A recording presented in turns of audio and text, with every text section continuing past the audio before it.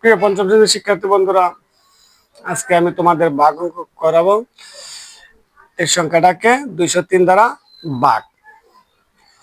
তাহলে এখানে 203-এর নামতা আমরা যেহেতু জানি না, আমরা দেখব প্রথম সংখ্যার মধ্যে কয়বার যায়।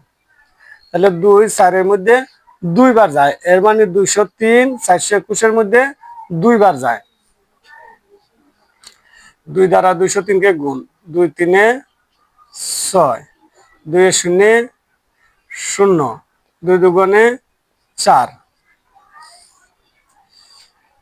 একটা কি 6 যায় না, এখান থেকে 1 নিতে হবে, তাহলে হবে 11। 11 থেকে 6 বিয়োগ করলে 5, এখানে আছে কত 1, 1 থেকে 0 বিয়োগ করলে 1, 15।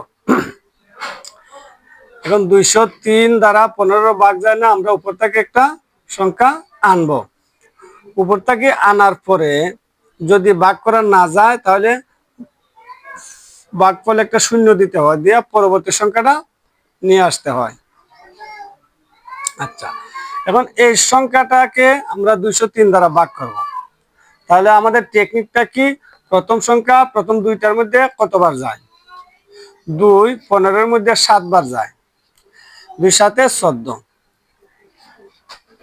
এর মানে এই সংখ্যার মধ্যে 203 7 বার গেছে। 7 দ্বারা 203-কে গুণ, 3 7 21-এর 1, হাতে আছে 2, 7 0 0, শুধু হাতে 2 বসবে, 7 দুগুণে 14, 8 থেকে 1 গেলে 7, 3 থেকে 2 গেলে 1, 5 থেকে 4 গেলে 1। উত্তর ভাগফল এত, ভাগশেষ এত।